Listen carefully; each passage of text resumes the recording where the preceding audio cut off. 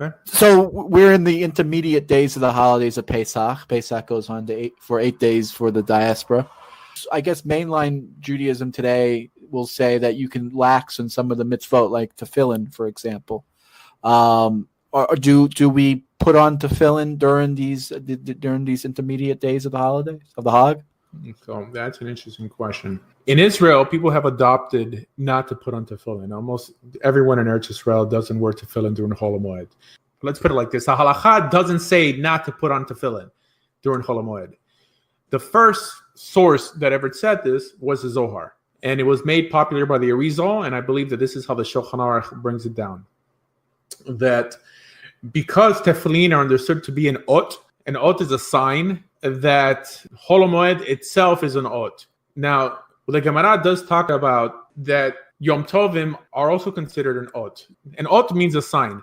So it's a holiday. This is why you'll see the Hasidim still wear a strimer when the Hasidim typically only wear strimers during holidays.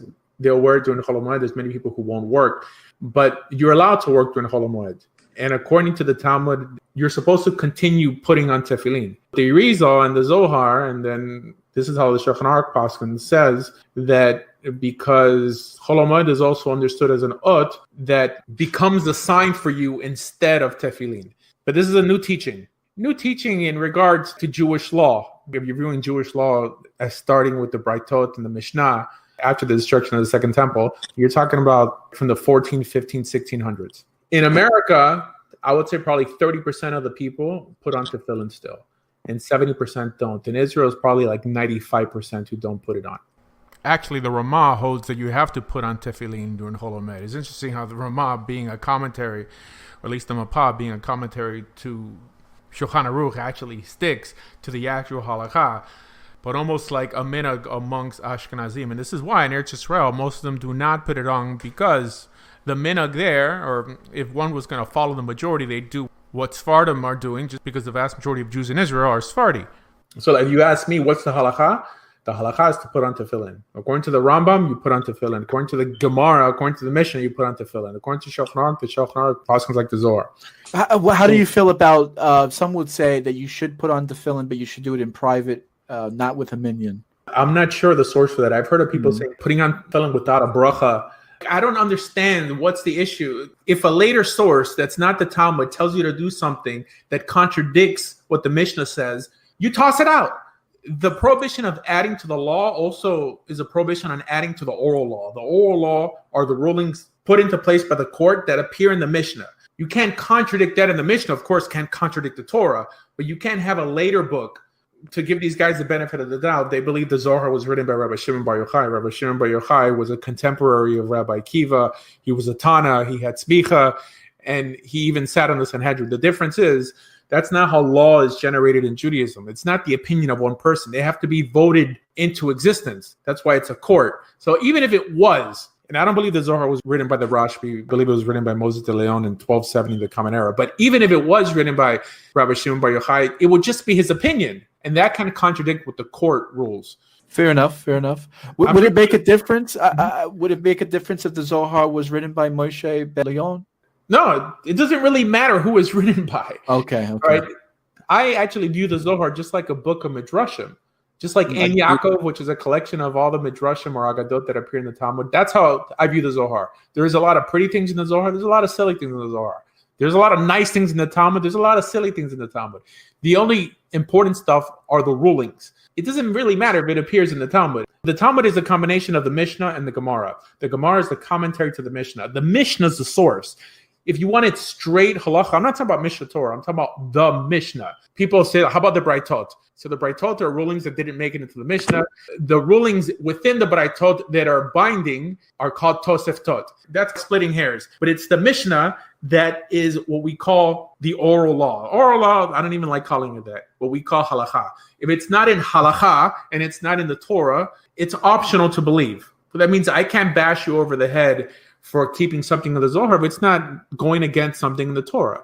But if you want to believe in the Sefirot, if you want to believe in Gilgul and reincarnation, that's up to you. Because I don't think it contradicts the Torah, but it's an optional belief. This is why, like, when I break down these things like optional to believe this and that, the average person doesn't want to hear that. The average person, just tell me what to do. Just tell me. I know that that's where many people may be at in their life, but you have to force yourself to reach a higher level of understanding. And this is why, even when you're a Christian, leaving Christianity and entering Judaism is a graduation, because you're graduating into a more sophisticated belief system. Christianity and Islam don't have optional beliefs. If you don't believe the way your pastor tells you to believe, he's going to condemn you to hell and false spirit and whatever, the devil's a liar, and then all that stuff. While Judaism, all right, you disagree with me, go to Chabad, go to Breslov, become Bukharian. We could all believe different things, but the Torah is the basis. Now, what if Christianity had that approach? Now, there are many Christians who do. They're usually considered the frozen chosen, the more open-minded ones.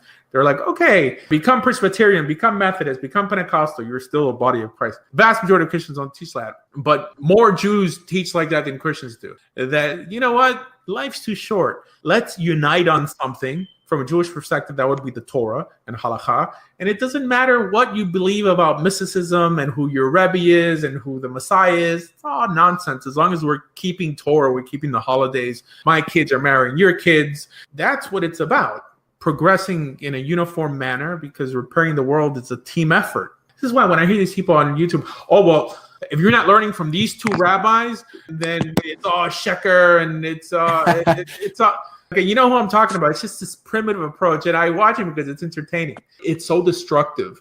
So when you're coming to religion, that you really shouldn't just ask, just tell me what to do already. Just tell me, is this allowed? What do you think? Whatever you say, I'm going to run with. I mean, I hope your wife didn't hear you talking like that, or your girlfriend, because it's really unbecoming a male. You have to say no.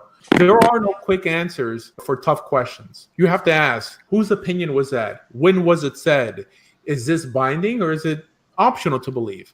I mean, whoever asked that? No, but they'll call up a radio show, Rabbi, what should I do? Rabbis really shouldn't be giving personal advice. Right when they start giving personal advice, they should take the title Rabbi, at least temporarily, off the screen.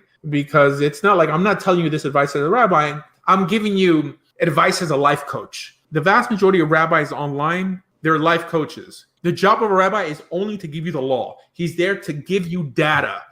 What appears in the Torah? What's the law? What do I think it means? Okay, now this is just opinion. Here, by the simple fact that if you ask 3 rabbis, you'll get 5 opinions on what they think something in the Bible means that there's no authoritative understanding on whether Adam wore shoes or not. Because I know that there's many people online that are like, oh, well, I know what the Torah means. I just have to look at the commentary. And the commentary is also from God. It's stupid. And this shows this person's only read one commentary. But the simple fact that all these commentaries contradict each other shows that their opinions are just as valid as your opinion. But what doesn't change is the Torah. The commandments don't change. Now, clearly, some commentaries expound on what a word means. People don't use commentaries to the Torah to find out what the halacha is or to find out what is oral law. So whenever someone says, you can't even understand the Torah without a commentary, whoever says it is an idiot. Because commentary, they don't tell you the oral law. You have to go to the halacha, you have to go to the Talmud to find out what the law is.